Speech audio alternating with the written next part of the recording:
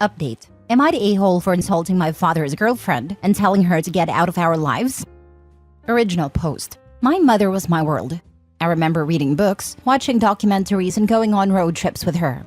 She baked my sisters and I cookies whenever we were sick, and her and dad would take us hiking every other week. I still miss her even now. When I was 11 years old, she passed away from a driving accident.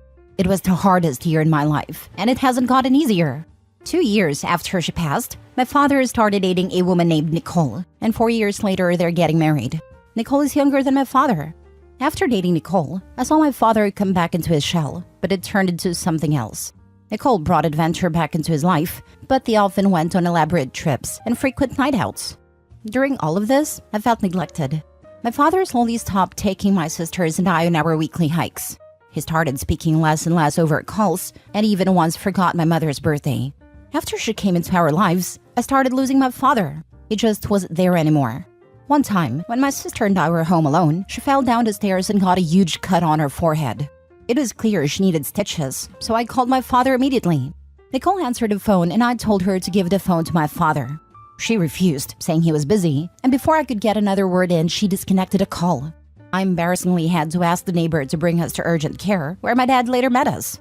This woman at one point removed my mother's picture from the fire mantle to put up a picture of her and my dad from their trip to Washington. The thing that tipped me over was when she made my father forget about my mother's birthday. Every year, my sister and I go with our father to visit my mother on her birthday. It was an annual tradition even before Nicole entered our lives. Nicole and my father went on a trip to Florida and were supposed to be back 3 days before my mother's birthday. But because this woman is motion sick, my father decided to break the drive back into small intervals to make it easier on her. Because of this, he ended up missing our annual trip. He didn't even call us. Not even a week later, my father has the nerve to tell us about an exciting surprise. Nicole is pregnant. I get angry and tell my father, "You knock her up when you can't even be here for us?" I then look at Nicole and tell her she is a disgusting piece of trash and to get out of our lives. My father gets angry and yells at me to go up in my room. Later, my grandpa unexpectedly came over to pick me up. My father didn't text me anything. Even as I left, he wouldn't even look at me. It's been 2 days and I'm still at my grandparents' home. I feel ashamed for saying what I said, yet I don't feel overwhelming regret. Am I the a-hole? Edit. When I saw how deep the cut was, I immediately called my dad. He was staying over at Nicole's place at a time. When I called, Nicole picked up. She said, "Hello?" I said, "Sister's bleeding. Can you pass the phone to Dad?" She said, "Your dad is busy. I can't." And immediately afterwards, she disconnected the phone. I then left to go to get my neighbor. Now for the top comments before reading the updates. Not the a-hole. Nicole showed her colors when your sister was injured and she wouldn't let you talk to your dad. And he has showed his colors too, in many different ways. I hope your grandparents can continue to be there for you. You didn't say your age, but I hope you can be free of fall this soon. That is, be 18. You were harsh and rude, but I can't fault you given what you've shared. I appreciate it. I'm 17 and I've spoken to school counselors too. No one is willing to help me. I've tried talking with my dad about how I feel way before my outburst, but it always ends with, "It happened years ago. It's time to move on." I don't even know what that means. My sister can't get help either, so I'm trying to peacefully exist for her. How old is your sister? You're old enough for almost to get away from this awful treatment, but I guess you don't want to leave your sister. I don't know what else to say that would be really useful, but I truly hope you get out before you're expected to take care of Nicole's child for free. My sister is 13. She's very sensitive and quiet, so it's hard for her to reach out to people on her own. She's recently been struggling with bullying at school and it's been really hard for her to deal with. I can never imagine leaving her behind. Not the a-hole. I'm so sorry, OP. I don't even know where to start. You are categorically not the a-hole. Nicole is a huge one, but your dad wins by a mile. You and your sister should be his top priority, not the afterthought he's currently treating you as. What happened at the hospital? Did you and your sister tell the nurse that you were home alone and that your father wouldn't come to the phone? My neighbor came with us inside the urgent care, but while driving us there, it called my dad and it picked up. My dad said he'll be there in 15 to 20 minutes, which he was. I'm scared of saying anything that could get him in trouble, so I made something up like she got hurt while playing outside. In the past, I mentioned something to a school counselor and a police officer visited our home. My dad got pretty angry, so I tried to avoid these situations. Hopefully this gives some context. What did your father say when he found out Nicole wouldn't let you talk to him? In an emergency, he still chose Nicole over his children. I'm sorry. I don't know if anything was said between them, but when my dad came to urgent care, he didn't seem worried and didn't walk in with a sense of urgency. On the phone, he told my neighbor he would be there in 15 to 20 minutes. As for the phone call with Nicole, I mentioned that something happened to my sister and I needed to talk to him, but she refused and quickly disconnected. Edit: I've decided to contact my maternal grandpa tomorrow. I'll let you know how it goes. Now for the first update. I've called my maternal grandpa when everyone was still sleeping. It ended up being a 2-hour call. I basically mentioned to him everything I've said here and how I want to live with him if possible. He said that as much as he wants me to go get out of there, that he can't do much without my father's approval. I hinted a legal approach, but he said he wouldn't be able to see us if it got that far. My grandpa also shared some new info regarding my dad. According to him, when I was 14 and my sister was 10, my dad dropped us over at my grandma's farm since he and Nicole were flying out. A day after they returned, my grandpa dropped us back home. We were still sleeping in Grandpa's car when this situation happened. But when my grandpa knocked on the door, my dad answered the door drunk out of his mind. From what little he could see, my grandpa saw that the house was a mess. He told my dad that he would bring us back the following day once my dad was in his right mind. We left back to Grandpa's place. Then, my grandpa got a call from my dad the next morning, threatening him with the police if he didn't bring us back immediately. My grandpa mentioned that he would speak with my maternal grandparents to see if something could be done about our situation. Second update. Hi everyone, it's been a while. I really want to thank all of you for your perspectives and advice. Just wanted to give an update. Regarding Thanksgiving dinner, when my dad and Nicole arrived, I asked if I could speak with them both. My dad said he didn't want to talk and went into the living room.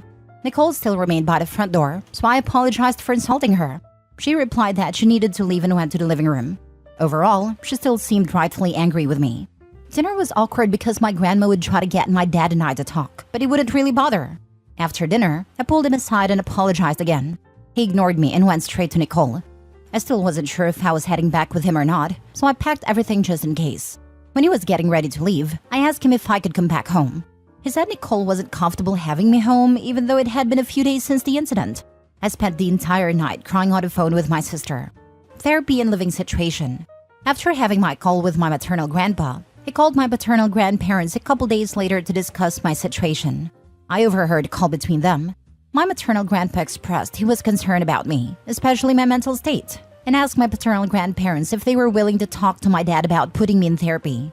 My grandparents said they'd be willing to take me to their church's mental support group or talk with their faith leader who specializes in grief counseling. My grandpa pushed back on the idea and mentioned the need for more professional help, but they were not receptive to the idea.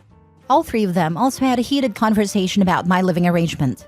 My grandpa said it was ridiculous for a grown man to throw out their daughter, and it was shameful that my paternal grandparents are not hard-pressed in helping me get back home. That's all I heard regarding the conversation. Now, my paternal grandma started taking me to weekly private sessions with a faith leader.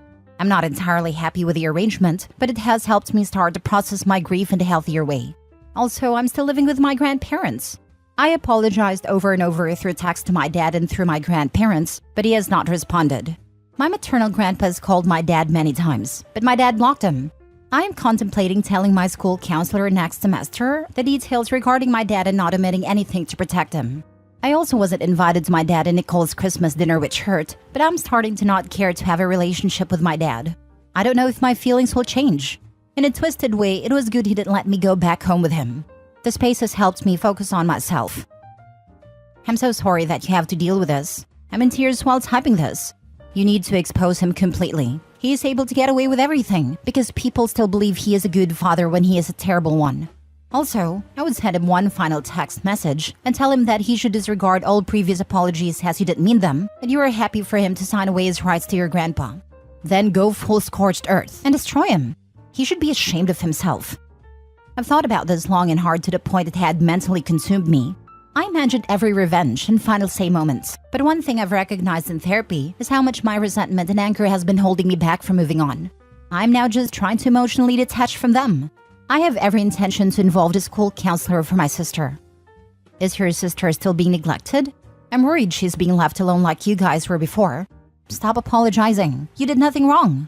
Your father is a selfish man who is only thinking with his nether region, unfortunately. One day he may realize, one day he may not. But you and hopefully your sister will be long gone and leave him behind in the dust, because that's where he belongs. The father you knew died the moment he started dating Nicole. Mourn your father in grief counseling. When you're allowed to get a legitimate counselor, process everything. Tell the school counselor everything. Expose both of them. We're all supporting you. She definitely is. My dad has only gone on one major trip between Thanksgiving and now, and during that time she stayed over. She also stays over on weekends too. I just hope he's better with a baby than he was with us. Thank you for your support. I'm so sorry your dad is such a weak person, and that your grandparents are enabling him and refusing you the help that you deserve. You'll soon be 18. Then you can move in with your maternal grandfather and get some real therapy to help you unpack the abandonment and abuse you've suffered. Get yourself stable and get an education so you can be there for your sister when she needs rescuing. I have a feeling that she will be used as a constant babysitter. I think you should tell the school counselor everything. But if you can wait for your 18th birthday to do that, you should. Don't tell your grandparents or the faith leader that you're planning to report him or that you're planning to leave. Best of luck, Opie. I hope things get better for you soon. Thank you. I'm looking forward to college and putting this behind me in time. I'm trying to convince my grandparents to allow my sister to live with them full-time, so she has some semblance of peace. Last story. Am I the a-hole for being furious with my father and refusing to go to his wedding? I, 27 male, have 2 siblings, 24 female and 20 male. We used to belong to a family of 5, but sadly our mother passed away from cancer earlier this year. It has been tough for all of us, but it has been especially hard on my younger brother who is currently in college. He failed 2 semesters in a row this year. Due to difficulty coping with the situation, it is on the verge of being suspended. Only 2.5 months after my mother's death, my father informed my sister and I that he had already found a new girlfriend and was in a serious relationship. My sister and I were shocked and disappointed. Finding a new partner after only 2.5 months seemed rushed and offensive. My sister and I explained to him that while we were willing to accept him moving on to someone else, we were, however, not interested in being involved with this new woman in any way. It was just too soon. We also made it very clear to him that he needed to hide the situation from our brother, who was struggling to pass his classes. This was his last chance, and if he were to fail the semester again due to difficulty coping with the situation, he would be suspended for a year. Our father claimed to understand our concerns and apologized for any added stress this put on us. He also claimed to fully agree about hiding the situation from my brother for now. I hoped at this point that the situation was under control. Sadly, it was only about to get much worse. Around a week before Thanksgiving, my brother was flying home from school for the holidays. At his school, they get around 10 days off before they have to fly back to take their final exams. School is on quarter system. My sister and I expected our dad to stay home to spend time with our brother. After all, this was the first major family holiday since our mother's passing, and we assumed our dad would want to make sure our brother was okay and ready for exams. We were mistaken. The morning after my brother arrived home, not only had our father decided to tell my brother everything about his new girlfriend, but he also just left the house to travel to a different state to spend holidays with her. Not only did he show blatant disregard for my brother's situation, but also showed no interest in spending the first major family holiday since his wife's passing with his kids. At Thanksgiving, he didn't even text or call me or my siblings to ask what we were doing. My siblings and I were furious with him over his behavior, and we had a huge fight. He basically tried to gaslight us, claimed that we were overreacting and that we didn't care about his life. He also acted very entitled, demanding we get on board with his new relationship. He then casually dropped the bombshell that he'd planned to marry this woman next year. Given his blatant disregard for my brother's well-being and overall distasteful behavior, I've decided I won't be going to his wedding. And I basically don't speak with him at all beyond replying yes or no, the rare times he does message me. Am I the a-hole? Now for the top comments. Firstly, your brother needs help, probably professional, to deal with, process, and learn to grieve while dealing the pressures of life. Maybe grief counseling for everyone isn't a bad call. Info, was it known to be terminal? How long was she given and how ill was she? Was your father her main carer? You probably aren't privy to the intimate details they discussed before her passing. She may have encouraged him to find someone. Pure speculation would be if he was already involved prior to her passing. Some people aren't capable of being alone. Everyone processes grief differently, judging or assuming anything isn't a good idea. Hiding things never works, no matter how well-intentioned. It always ends up worse. Not the a-hole. A gentle everyone sucks here. Your dad probably more so, and he's just focused on himself and doesn't seem to be considering others. I agree my brother needs therapy, and I have told him as much. It was known to be incurable, but the rate at which it would progress was unknown for a long time. It was only within the last 4 to 7 months that it was known that death would be somewhat quick. My dad participated in her care, but we hired a nurse and a family to live with her during the last 3 months when she began to need help with basic tasks. I imagine if she encouraged him to find someone, he would have told us that. Would have been a super easy way to make everyone feel better about it. We were not asking him to hide it from my brother permanently. He only had to wait at least 2 to 3 weeks until he passed the semester and got off academic probation. I don't think that's too much to ask. Your dad can and should move on, but the velocity is mind-boggling. Shows an utter disregard to the mental health of his child. Has he been this self-centered all of his life? Makes me wonder if he was cheating on your mom prior to her demise. My sympathy, Soapy. Cut the parasite out, keep him as far away as possible so that he cannot hurt you, and focus on your brother. You have lost both parents, not the a-hole. I'm 98% sure he was with his new woman while his wife was dying and a nurse was caring for her. It's gross. I'm chronically ill, and my husband stays home with me sometimes so I'm not lonely. He cooks for me, does chores, and drives me to doctor appointments if I'm not up to driving.